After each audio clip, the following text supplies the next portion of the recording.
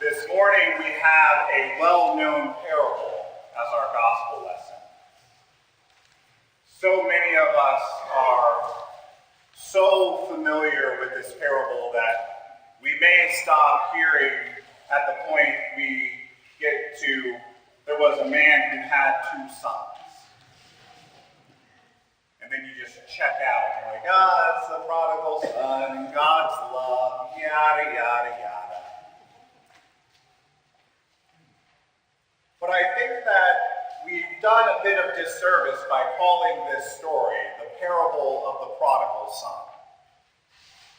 Because there's so much more than just a prodigal son in this story.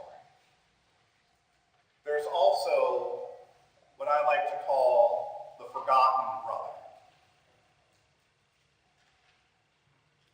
Let's look at this story from his perspective.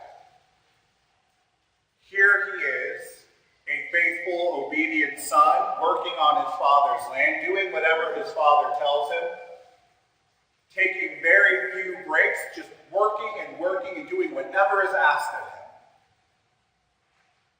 He doesn't have any celebrations. He doesn't go out drinking. He doesn't go out doing bad things. And there's this brother of his who demands his inheritance early, basically the equivalent of saying, hey, Pops, you're going to die anyway, so just give me the money you're going to give me then, and I'll go do what I do.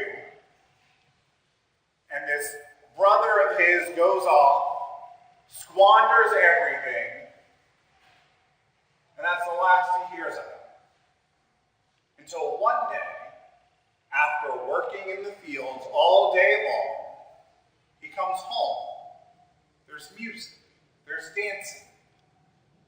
Hey, come here. What's going on? Well, your brother has returned. Your father has killed the fatted calf and has thrown a celebration for him because he's back safe and sound.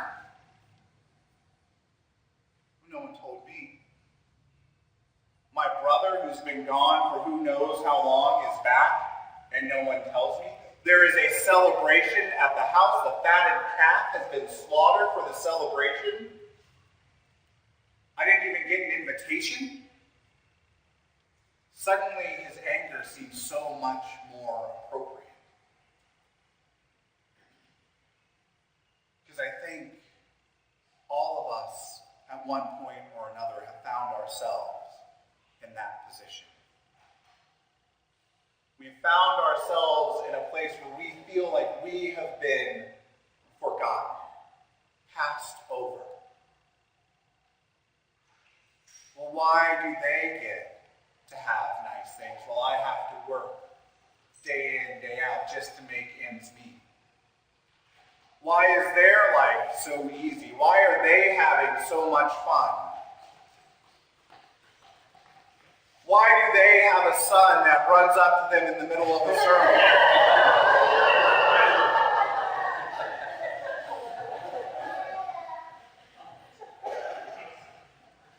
I know I find it hard to sympathize with professional athletes who complain about how much money they're earning.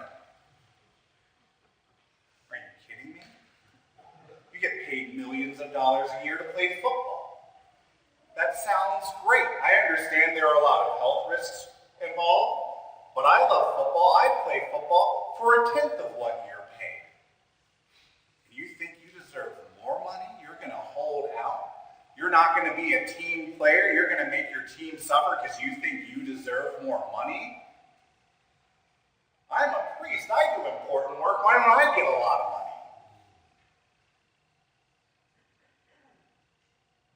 How many times do we find ourselves in a similar place? But what we forget is that we're never really forgotten. We just don't realize what we already have. The Father responds to this Son and says, is yours. If you had asked for a young goat, I would have given it to you freely. If you had wanted to have a celebration with your friends, you could have a celebration with your friends.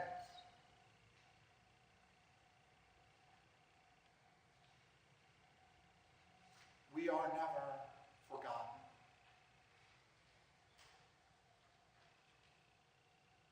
Henry Nouwen wrote a wonderful book on the prodigal son.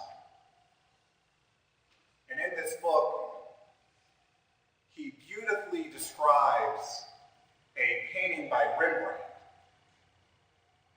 But it's not just a description of the painting, but it gets theological and talks about how at one point or another, we find ourselves as the different characters in the story.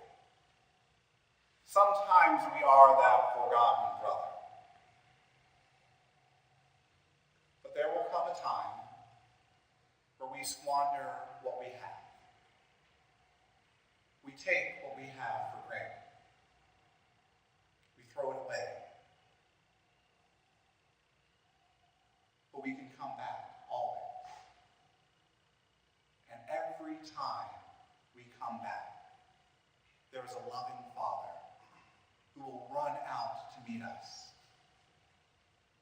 who will put the best robe on us, put a ring on our finger to mark us as a son with authority, and throw a huge celebration just for us.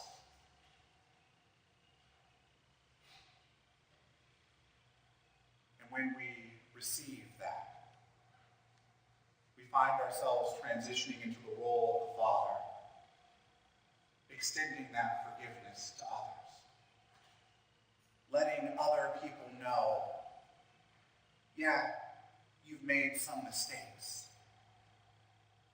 but are you here now?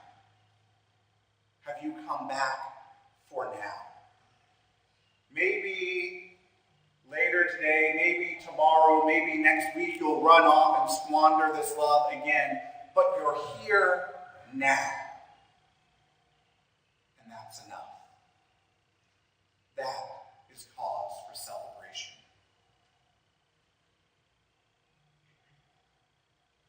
My prayer for you today is you find that you are cause for celebration. That every time you recognize that you can come back to God, that is cause for a grand celebration. And in those moments when you remain for a while,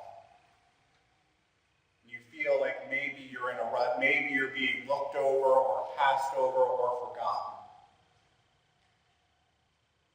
all you need to do is ask. God is waiting to throw a party for you. God is waiting for you to come to him so that a great celebration can be had. Find that celebration in your lives.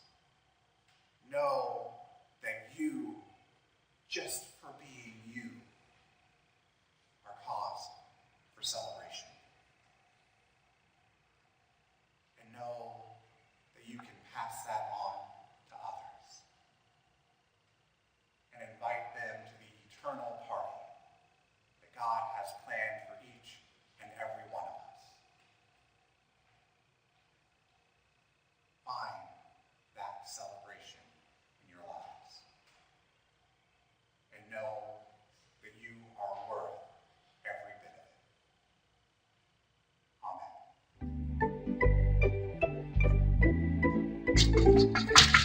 Amen. Ben! Hello, young Harris. What's up? Oh, just seeing if you were available to shoot that Humblebrag book promo. Oh, God, no, I can't. Ugh, I'm sorry. I have to take my Bugatti into the shop. For something so expensive, God, does it break down a lot.